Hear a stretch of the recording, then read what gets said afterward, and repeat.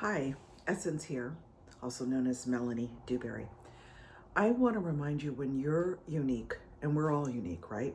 But when you don't fall in line with how society works and you don't play by the rules because your rules are different, because your rules are heard from a higher source, that can be really, really challenging. I know for myself, I'm a deeply intuitive human being. I've always been like this since I was a child. I didn't understand what intuition was, actually, until my 30s. I'm gonna be real with you. And by then, I was a full-on coach. I've been coaching people for 25 years. But back then, I didn't know. Someone said, "You're really intuitive." I'm like, "What is that?" I'd never even heard the word intuition. But I always heard these voices and I always felt things around people.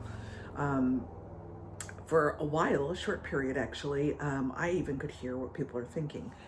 I can't do that anymore, so don't ask me what what you're thinking. It was a little bit much for me, so I turned down the volume on that. But my point of this conversation is, as you step into your uniqueness, do not let society at large, do not let your gender, your age, or your fear determine who you're going to be.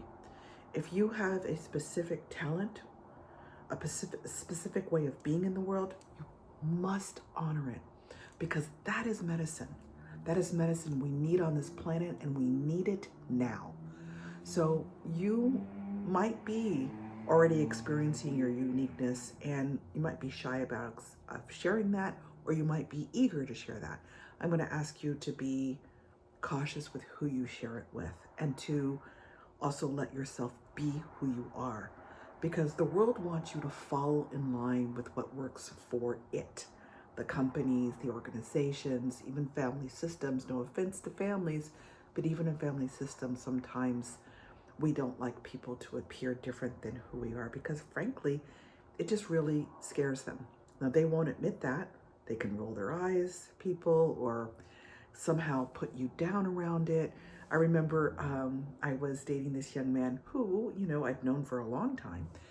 And I thought we were good friends. And he would say things like, well, he would roll his eyes first. And then he would say things like, oh, that's not a real thing. Intuition's not real. You're not really experiencing that. You're just being weird.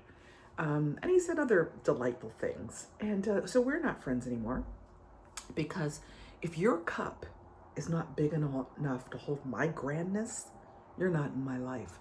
I am not here to fit into an espresso-sized cup of what you can handle. I'm here to be me and my power and with my medicine. And that is also true of you. Do not settle for an espresso-sized cup conversation or relationship with anybody who does not get you. People who do not support you as you are in your uniqueness are not your people.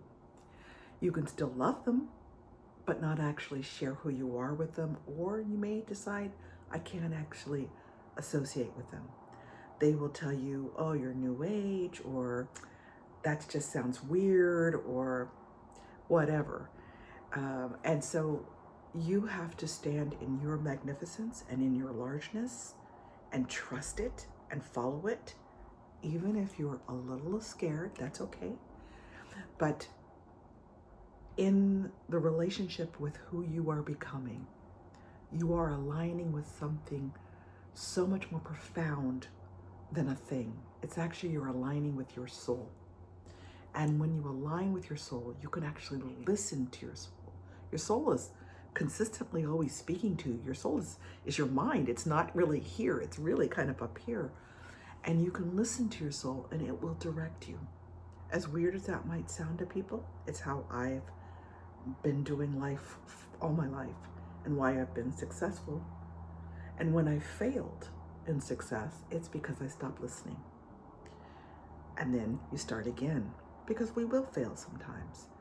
But your job is to stay on your path and your uniqueness and not worry about anybody applauding or decrying who you are. You know who you are. Be that. Do that consistently, and it'll just become who you are in the world. Ehe matakiase.